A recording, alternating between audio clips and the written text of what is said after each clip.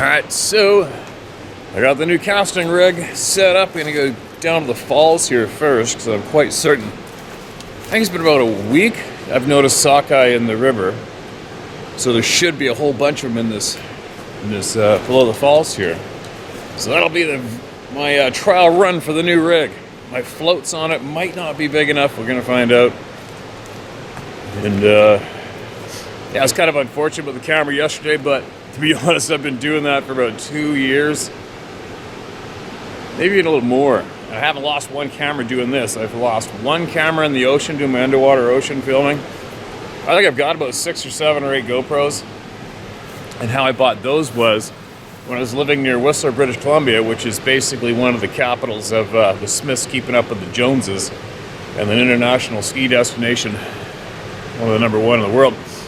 All you got to do is go in a marketplace in Whistler and look up GoPros for sale, and there'll be literally dozens of them for everything from $75 to $150, right? So I grabbed up a whole bunch of them, anticipating losing them. And my line on my rod previously was 15-pound test. I just used my steelhead rod, but I figured, oh well, you know, I'm careful enough and I'll change the leader enough, it'll be fine. Well, it caught up to me. So anyway, so yesterday I went and bought some 50-pound braided line. I don't know how that's going to cast. We're going to find out in a minute.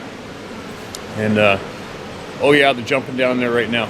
Wicked. Oh, they're all over the place. This is going to be a cool video. And then what I'm going to do is, it's so loud down here, I'll go somewhere else and make some video shares, and I got some good, cool, potential cool news to share.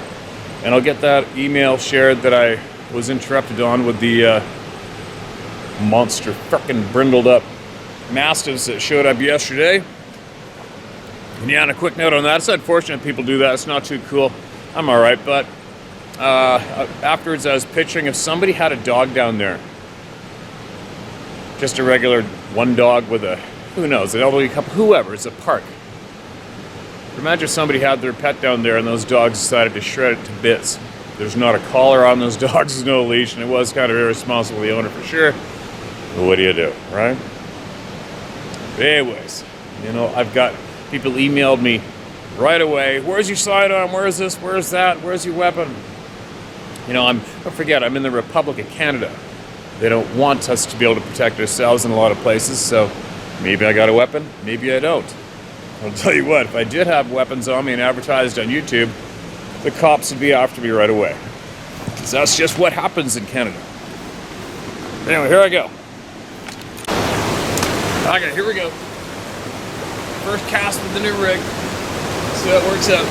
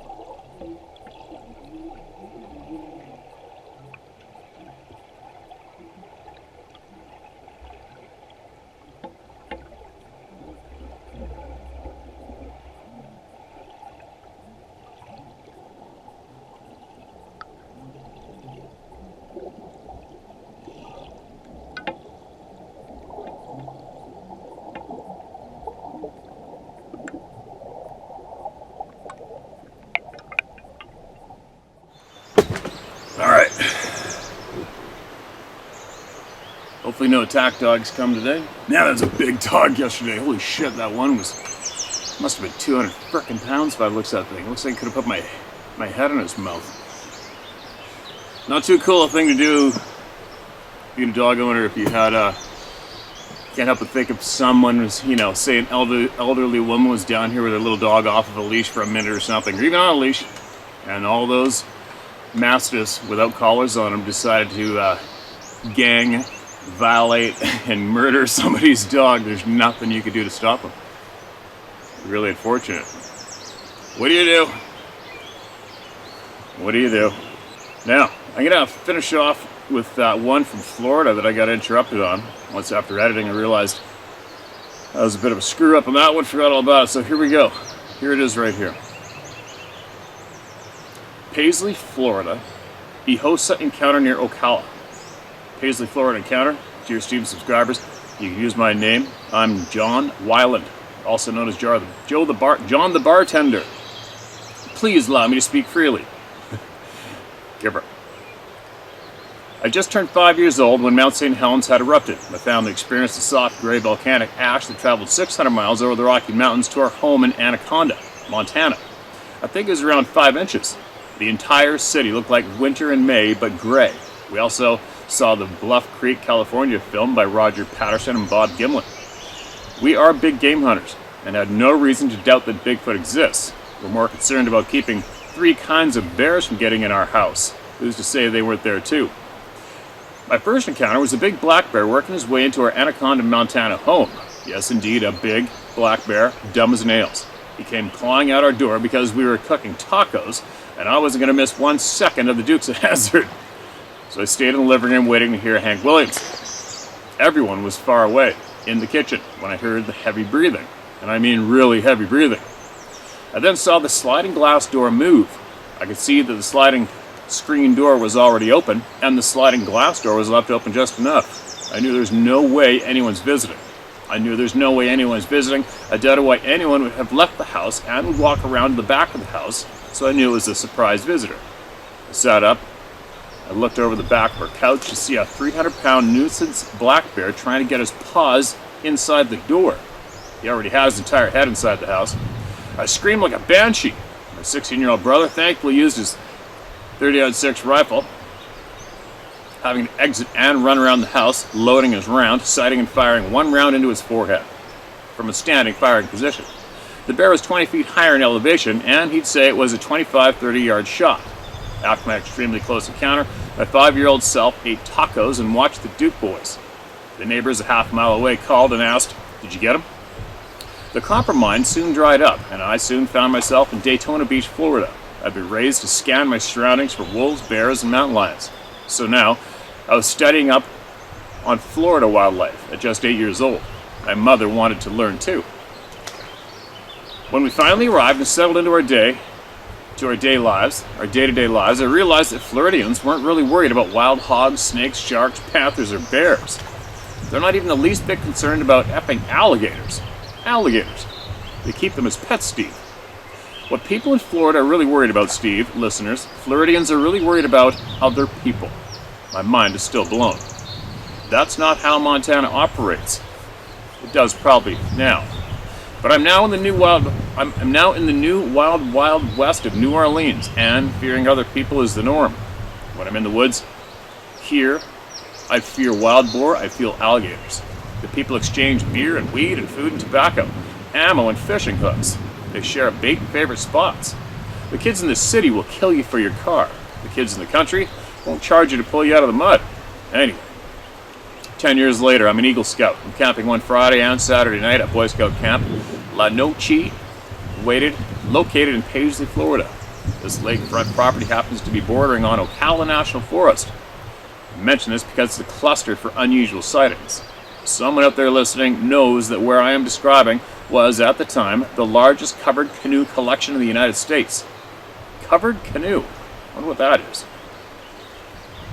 Anyway, it was here that I had yet another close encounter with a large predator. I was there in a professional capacity, yet still a high school student. I eventually had to quit football because I was later elected the Halifax District chapter chief of the Order of the Arrow. Although my troop was present, camping in their nearby campsite half mile away, I instead camped out the previous chapter with the previous chapter chiefs.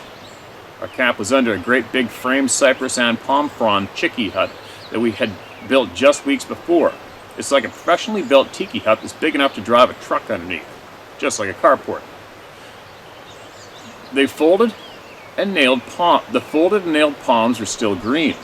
This perfect campsite shelter had a steel tripod to cook over the fire. Our fire was centered inside the chickee hut, surrounded by deer skins to sit and sleep on. They're great for sleeping on and keep the sand out of your bedroll. We kept firewood piled around us and wet branches around the fire to dry. These guys were half Seminole and the other half Creek. I'd say that we were camping only 25 yards from the tree line. Otherwise, we were surrounded by a mowed lawn, an extensive parking area with railroad tie barriers and dozens of mature pine trees. A few buildings and a dining hall were all there was to see. Between our camp and the shores of Lake Norris, there's about 100 yards of extremely thick Florida forest. Everything lives in there, you name it. So, my campmate, the 20-year-old, half Seminole, and I are sitting around fully painted up, wearing deerskin leggings that we've made ourselves, and drinking rum and coke out of longhorns that had deer antler handles. They'd been lashed and frapped onto the hollow horn with sinew. You could just shove the horn in the sand and it'd stand up. Our Creek brother had retired to another camp with his wife, and this is my share. It's great to hear how these stories go from an introduction, a scene setup, and then there is the next paragraph where you slide up in your chair, hang on for the ride, because you can just tell you're about to be blown away by a real share. A share that changed a person for the rest of their lives, affecting others in their lives without anyone knowing, until they get here on Steve's channel. It really is incredible to hear these stories. At this one moment, my campmate had to take a leak, and the camp rule was you go to the tree line and return with more oak firewood. Like any campsite, especially a Boy Scout camp full of pyromaniacs, you really have to dig in there and hunt for firewood. We were smoking ribs and built wood piles behind us, and we would push in a large branch between each of us in order to feed the fire throughout our sleep. Some call it a star fire. You well know that just before the sunrise rises is the coldest part of the day. Tell them, Steve, and you will want to have wood ready for that as a guide. Actually, you know where the worst time I experienced that was pipelining on the Northwest Territories border in mid-January, and clear out in that last 2 minutes before the sun peaks up, almost frozy solid. It is already minus 30 something. Nasty ass moment, that's for sure. These men over many Order of the Arrow camping or service project events taught me how to think like them. Why do we cut the grass? The grass is controlling you. They said, where are the rabbits and snakes to live? They taught me how the Seminoles fought 3 Seminole wars against the United States. Imagine the feds in their wool pants in Florida underbrush, and how they, the Seminoles, fashioned pine tree masts for sailors that beached their ships, sparing their hardwood cypress that would have been perfect. This is one reason for all of the shipwrecks off the North Carolina coast. Not to mention, Florida has a native caffeine plant called Yupon, and the Seminoles drank the black drink at their war parties. They just didn't sleep. That's how I found the time to study and party through college. No sleep. Bam. Extra time in your day, right? I know, not so much really, but it is possible with stimulants for short periods of time. They not only taught me to cut and tie deerskin leggings and shoes, but they taught me how to walk through the brush and how to do it silently. He was teaching me the barred owl calls, yet again, because it's amazing and terribly taboo amongst the Creek and Seminoles. The owls called the names of those next to die. I was taught, and that mimicking it is not allowed on the reservations. It is amazing to have the birds over your campsite. The owls will get together regardless. Might as well have them in your branches, so we called them, and they came. So my friend strolled into the woods to take a leak and retrieve some fallen branches. I thought nothing of how easy it was for any of us to easily wander further into the tree line with our deerskin leggings and shoes. It's loud, even from 30 yards, with a crackling campfire. I could hear my colleague out there breaking branches and building himself a pile of firewood. We never feared the forest, ever. I once tripped over a sleeping deer, and I was flipped head over heels as it stood up and took off. I was just hunting firewood. Nobody believes me on that one either. Anyway, he went silent, doing his business, but he was going further away, and one naturally gets quieter. I definitely couldn't see him. I made myself another drink, built up the fire so that he could better see where he was going upon returning with more firewood. We sometimes find so much wood that we need help retrieving it all. So, I was anticipating his return, in case he had another long, dry oak branch. Instead of returning with any great finds, this Seminole had a regular armful of used wood to burn. He dropped the wood behind his bedroll and sat down, holding one of his pieces of firewood. It kind of had boomerang or dog-leg shape to it. He said to me, "Do you see this jumper?" "Do you see this jumper?" They called me Jumper. This was famous Seminole who played pranks on the U.S. soldiers as he killed them. I said, "Sure." He said, "John, I heard someone over there." "Oh yeah?" I replied. "Is that right?" A striped owl. My eyes didn't even look over there because I knew there's absolutely no way anybody's over there. It's just impossible. I'd just been over there when I went to get wood. Even with a can of bug spray, nobody, not even a trained soldier or a skilled survivalist, could last 1 hour without moving a whole lot or just plain leaving after a few minutes. There's no way there is anyone in the woods between us and the lake. It's way too thick. And I was just over there earlier. There's not even a squirrel in there right now with these owls everywhere. He went on to tell me that he had startled someone. There's a great big vine-covered thicket between two oak trees. Even wearing deerskin leggings, some obstacles remain. It's like he had woken a sleeping deer, but it took steps. It sounded like a man. Something way over 100 pounds, he said. But it didn't flee. It just stood up. He heard it stand up and slip, as if it was a man standing on the old oak tree's roots, but his foot slipped off and into the dry leaves of the forest, and stepped back up. It could only be a man, he said. He said he just lobbed a stick that was already in his hands over the brush and under the tree limbs. Steve, he lobbed this stick over a bunch of brush and briars, and without hitting the tree limbs above him, in the dark, right at the feet of this restless creature. He heard the stick crash with the brush and land at the base of the oak where he had aimed. You know what happened next, right? The very same stick that he threw like 10 yards towards the base of that tree where he thought that a human was stirring, he said, flew right back over the brush, under the limbs, and right back to him. So, he picked it up and must have continued collecting firewood in another direction. This is just 30 to 40 yards from the campfire, note you. He asked me what I thought it could be. There are some known monkey colonies roaming around, but monkeys are way too loud. I knew it had to be a Bigfoot, I said.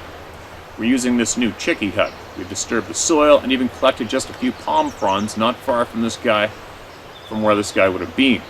I knew it was a Sasquatch just chilling under an oak tree just 40 yards from our camp. He was definitely looking over there now. I was definitely looking over there now. He said, "No, John, it's not Bigfoot." And he laughs. "It's the spirit of a man." "Damn right it's a Bigfoot," I said. "There's no way in hell that there is a man right there, that quiet, picking up sticks and throwing them back." I said he wants to see you put that stick on the fire, smelling a barbecue and marveling at our obnoxiousness, hooting owls, drinking, smoking, and talking. He's watching us, huh? And with that, we agreed to disagree. I will agree that it sounded like a man. It could throw sticks in the dark with accuracy and precision. It tried to hide behind a tree like a man. This spirit was downwind, where we were hooting owls, which is taboo for reasons. There were no other animals anywhere making any noises except insects and owls. I did not go in and find out. But Striped Owl did throw that stick on the fire for sure. Steve, there's just no way there could possibly be any man out there. We both knew it. The plants would rip your clothes to pieces with each step, perhaps scratching your skin. You could also walk into a spider web. So hard to move silently in these woods, and we both knew it is impossible to even attempt to walk through without leather clothing. You'd have to be dressed like us, but this close to the lake, the mosquitoes would drive any man mad. Only a monkey or a man could have thrown that stick. It can only be silent and stealthy Bigfoot. I had very little knowledge of Bigfoot, but monkeys are very loud and aggressive. We would have heard an armadillo, raccoon, bird, bear, or alligator. We heard nothing but owls and insects at night, and no panthers throwing sticks, no Boy Scouts for pulling a prank. So, I rule out monkeys or men. My friend did not believe it was Bigfoot. He did not even give it a thought. He said that it was just the spirit of Salt Choppy, or Jumper. If it wasn't them, it was another man's spirit. The Seminole believed that there are still Seminole families that have remained as elusive as the Black Panther. Could it be such a rare man living so close to a Boy Scout camp? I doubted that, and I doubted that was his spirit. I believed it was both a spirit and a Bigfoot. He would have none of it. This was, in my opinion, no animal in Florida capable of retrieving and throwing a stick 10 feet in the air and 10 yards away and hitting the target's feet. Steve and listeners, there's no way that a human, a Boy Scout, or anything was in there for that long without moving, giving up its comfort. There are mosquitoes and ticks, chiggers and red bugs. No sane human being, not even a Seminole in full regalia, no Navy SEAL looking like a pirate would dare lay still for so long, silently, in such a miserable place. So when this thing saw my buddy just stroll right through the woods, he most certainly was impressed to see us as different than the other humans they had seen before. I was immediately convinced that I was in the presence of a Sasquatch. I believe he was attracted by our barbecue and decided to watch us like a TV. We gazed at the tree line. Often that night, I pictured it being frozen with curiosity. We were even blowing up balloons and batting them against the fire.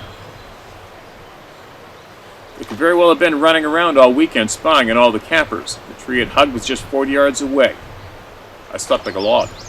I was loudly awakened by the sound of my friend hitting a large raccoon that was climbing in our fire, trying to get the barbecue ribs. He drilled it with a cast iron skillet. I woke up and tended the fire a moment.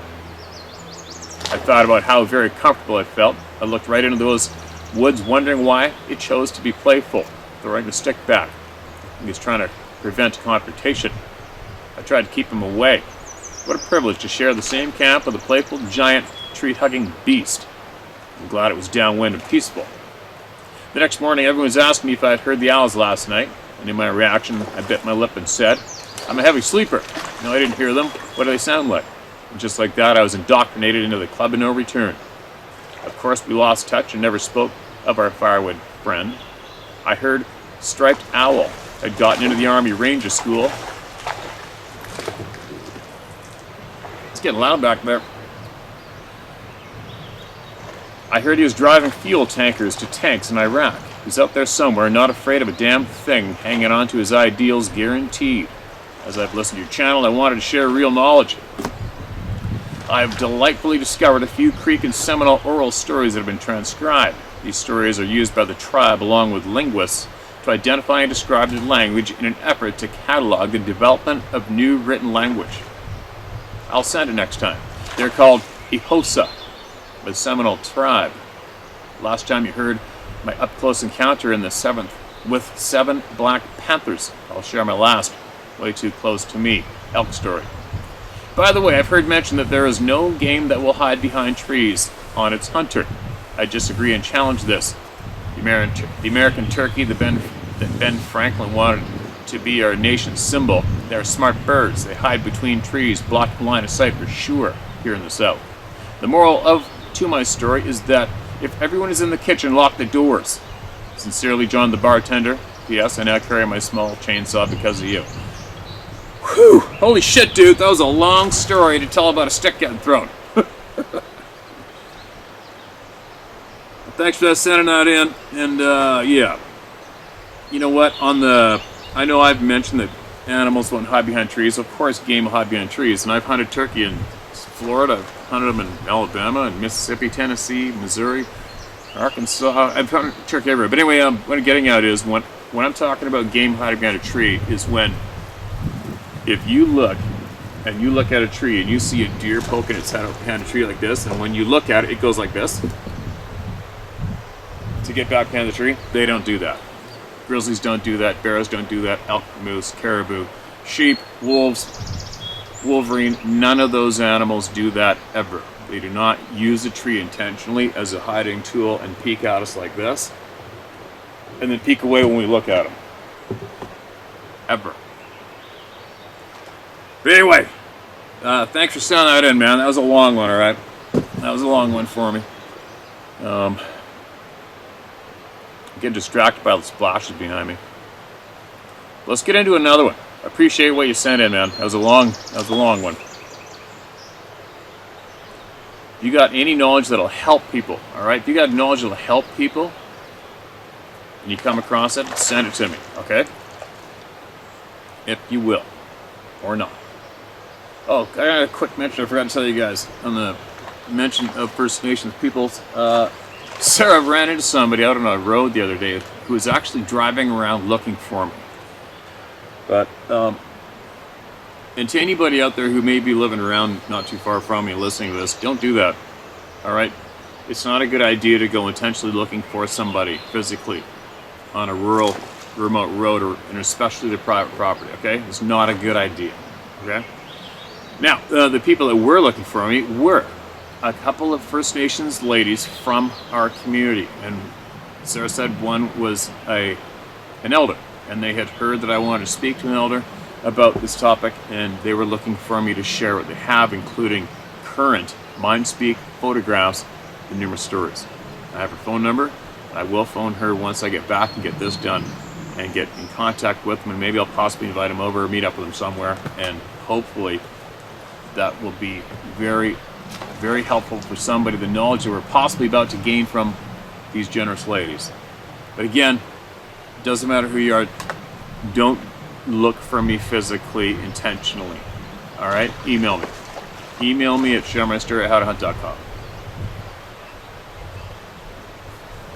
Now, let's see what's next. This is titled "The Guy I Seen." Here's a sketch of the being that I was privileged to see. At the moment, I was pissing my pants. A few days later, I realized that I was never in danger. The only reason he let me see him to begin with, was to keep me from seeing his family. As I retreated, so did he. I looked back to make sure he wasn't coming after me. He looked back to make sure I was still leaving. My whole perspective on the world has changed. Now I am a knower, but I am left with so many questions. Like you, I want to know why we're lied to. He is dark red and black with ashy gray skin, about 9 feet tall. I would guess about 800 pounds. Huge. It's been 3 years and that's it. Thanks for doing your job. Man, no need to share my name. All right, I'm going to hold this one up because this camera works for this.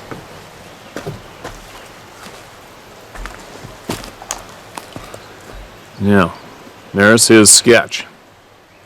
Well, sure looks monkey looking, doesn't it? It's fairly common to get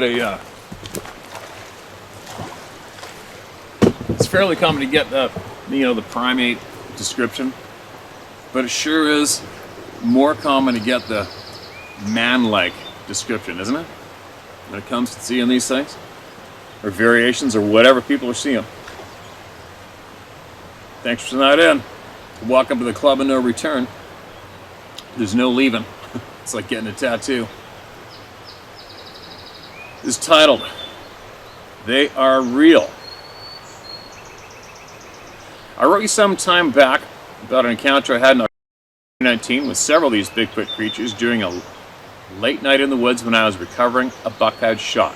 That story is in detail in my previous email. No need to rehash.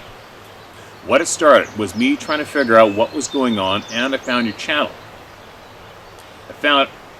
I was found out by a local Bigfoot researcher that I knew from some mutual friends, and he wanted to investigate my encounter. I went out with him 2 separate times in the area of my encounter. We never made contact, but he was convinced there was Bigfoot activity in the area. He said it was a perfect location due to a natural spring, a secluded deep ravine, steep, difficult terrain all around, plenty of game, and in the fall, many of the hunters on my lease, including me, bait for bears. He said it was likely a family group in the area. He had researched for the BF so-and-so for many years, but he was not a fan of our buddy Moneytaker, and he said he was a chintzy idiot. He had researched these beings for over 50 years, and he was convinced that they had some sort of autism. He had 16 face-to-face encounters with these beings, but only 4 being in Arkansas. The majority were in Alabama, where he spent years investigating encounters. He had several areas that he showed me where he had encountered them in the National Forest and the Ozark foothills, near where my deer lease is. Many of his encounters were either a brief glimpse of one running through the woods, lasting only a split second, or some were several minutes long, up to 30 minutes in one encounter where a big male chased/escorted him out of the way from a family group he believes.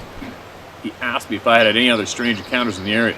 I really hadn't, except one time I thought I saw a bear standing on his hind legs. He wanted me to take him to where that happened, and I did. It was where a steep logging road cut into the bank of a ridge as it wound around. At the time I encountered, there were deadfalls of pine across the road, and I liked it that way because the only way you could get in was to hike in. The logging company had since opened up that road, but I knew the approximate spot where I saw the bear. I stood where the bear was, and I'm 6'4". The edge of the side of the ridge that was cut into was an easy 3 feet over my head. He took some pictures and asked me where the bear's head was. I said his head and shoulders were over the top of the downed pine from the ledge. That would make it at least 9 feet tall or bigger. He was convinced I saw a Sasquatch. I'll go into more detail in a moment, but he said, no way there are 9-foot black bears around here. I told him there was one named Donut that we were sure was pushing 600 pounds hard. I have pictures of that bear. We've had many of them on our trail cams. A 411-pound bear was killed there the year this happened, but he was maybe 6 foot, which I'm told is a huge black bear. I don't hunt them, I just like to get them on trail camera unless they cause trouble. I've seen a ton of black bears in my area, but none standing on their hind legs. They seem to know when I'm feeding at my bait sites because I occasionally catch a glimpse of them peeking around a tree at me or moving through the timber thinking they are hid. The investigator has since passed away, so I don't have the pics using me for a frame of reference, but I'm going to redo that anyway just for my information on this. The encounter with the black bear/Bigfoot happened about 6 years ago in around late summer, probably August in 2016. This is one of my stand locations on a travel route for bears and deer as well as all the local critters. I was on the side of a ridge on a lock on tree stand with a view of timber pad flattened out on top of a steep ridge. The logging road in front of me went down to about a 30-degree angle from the timber pad. I'd bushwhacked a path for my four-wheeler to come up the backside of that ridge. It was a sphincter tightening ride in because you had to be careful not to flip over. I got in there with my nephew, and I had the equipment to put a bear-proof feeder in a big oak tree. To my right, front, in the creek bottom, at the bottom where several ridges intersected, was a huge bait site for bears. The guy was a hardcore bear hunter and put tons of pastries and corn, etc. on that site every year. My area was a travel corridor where the bears mainly would hang out until dark and eat a little corn before going down to gorge at the bait site after dark. We're hooking up cables to the barrel and starting to winch it up in the tree when I thought I heard someone talking. It sounded like a couple of muffled Chinese men having an argument. It wasn't exactly quiet because my nephew and I both heard it. My first thought was my neighbor was working on his bait site, but then it was from the wrong direction. My second thought was maybe timber cruisers were checking the logging roads or marking timber. It was a very odd sound that was vaguely Chinese sounding, but not really, just strange. I'm always strapped up out there, so I pulled up my .44 and chucked my loads and put it back in the holster. I walked to the edge of the road and looked straight down. I was looking right at what my brain told me was a bear, but I realized now it had to be Bigfoot. It was at least 9 feet tall and probably 4 feet wide. It was square onto me, behind a fallen over pine that was still green. The bottom of the pine was at least 6 feet at the point it was standing, and it was 3 feet above the tree easily. It may have been even taller, but I have trouble wrapping my head around that. It was looking straight up at me from about 25 yards. It was totally black with long hair, except exact color of a black bear and similar texture. The eyes were black animal eyes, but there was no muzzle. It had gray and white streaks in its beard. I think I mistook it originally for a muzzle. The face around the cheekbones was grayish skin. He had, I think, his left hand on top of the tree pushing it down, so he may have seemed taller than he was, but he was a solid 9 foot plus due to the height of the ledge behind him. I did not notice if he had domed head or not. I was looking at his eyes, then he was gone. This all happened in a split second faster than my brain could process. He was moving to my right, his left, around the ridge, we were standing on, and into a deep ravine that dropped nearly sheer into the creek bottom below. It was thick tangle of brush in there, and I felt no need to follow him up. I cannot tell if he went on all fours or was standing up. He was moving so fast I could not focus.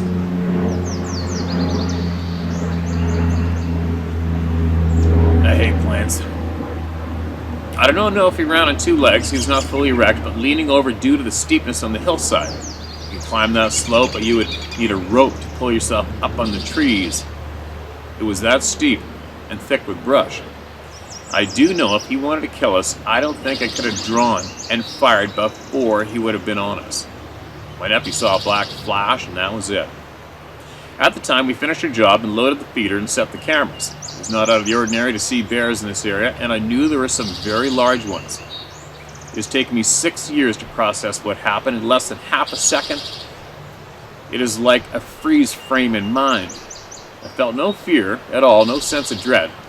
It was like an oh shit moment for me and the big guy. Then, we just went about our day. It was in 2019 I found myself in the middle of what I think was a hunting party that is definitely a different vibe than this encounter. I also, in 2020, early season, my stepson and I were bow hunting this area, and I was in the area where I got in the middle of them because there is an awesome game trail the deer use, but it is a hard climb down into a hole, and at the first hint of darkness, you have to leave because of the thermals will give you away. Anyway, I climbed out of the hole, and as soon as my boots hit the skidder trail, there was a loud whistle, like a train whistle, from near my stand below, about 80 yards away. It was so loud it vibrated in my chest. My stepson heard it over 400 yards away and thought it was a deer blowing at me. I told him, "Welcome to the club." That was not any deer, and it was time for us to leave. My nickname is Big A, so feel free to use that. I've gotten so much ridicule from my encounter when I told people. I just don't talk about it unless someone asks me specifically. All my friends think trail cameras would have captured them if they were real. I tell them they are real. They just laugh and say, whatever. Sorry my bear pictures will not post for some reason. I can send them in a separate email with a pic of me standing where the big man was if you want. Thanks for sharing, Steve. This is truly the only safe place. Alright, man. Thank you for sending that in. There's people like you that make it safe, right? If you want to send the pictures, send away. I'm sure somebody will want to see them. I gotta, I'm just not a big fan of photos myself, but like I said earlier, it doesn't mean that I block all of you from seeing photos that are going to be shared, right? Quick note as well on the topic of people not wanting to accept these facts or the testimonies of good, honest people. Recently had some friends over, and they are very educated people, academically educated, and successful, good people. And they're not into hunting and fishing, good friends, and but they've never really given this topic much of a thought. They don't really want to. One friend of mine, the man of the couple, he had something paralleling him in the woods as he was running. Scared the shit out of him back near Whistler a handful of years back. And that's not far at all from where I videotaped those lights up in the high alpine where I've been screamed at, found tracks and shit. But anyways, what I'm getting at is I was showing them some what may be called evidence, showing them some things from my phone. And then I said, I think I got a way better photo in here somewhere, and my buddy's wife went, I don't want to see it. And she just walked away. So I'm mentioning that to share with you guys how that and other incidents of other individuals I've come across, I have a feeling the majority of the people do not want to know. Educated people, whatever you want to call them, average everyday people, many people don't want to know. Right? Okay, do you understand that? Be like, hey man, I got some evidence on my phone, you want to see it? No, I don't want to see it. And I've come across how many guys, friends of mine, I finally realized this past couple of years, A-type people, hunters, they don't want to know. Some things I showed them, they wish I didn't show them. And then I do feel kind of bad in a way, because I don't, if that brings them that much of a nightmare without experiencing it, I don't need to supply them with more, right? Just to solidify the chance that they're not going to be able to sleep at night or go back in the woods. So there you go. I'm just dropping that little quick babble so that all of you understand that when people laugh at the subject, don't want to talk about it, they don't want to accept it. They don't want to know. All right? It's probably like the thousands of people that went out and got those forest in their arm this past year. They probably do not want to face and accept the reality of what's going on when it comes to that, or some of the results to innocent people that have resulted from that, right? There's a lot of people out there that don't want to know. Just get in line, follow the program laid out in front of them since we were kids, and follow it, and don't step out of line. Don't become a target for anybody to laugh at, or ridicule, or shame. Anyway, I'm babbling. I gotta get moving. I'm not that relaxed. I gotta get going. I want to try to get a hold of these ladies who are trying to find me. I also have I think I've got 90 meat chickens coming, 20 or 25 turkeys coming, and I gotta get that building built for them to be raised in rat-free and safe and dry. And these splashes behind me are driving me nuts, so I gotta take a couple more casts before I leave. But I'll be back with more. I hope I'll be back soon with these ladies sharing with us through me. Here we go. And no killer dogs came today, thank God.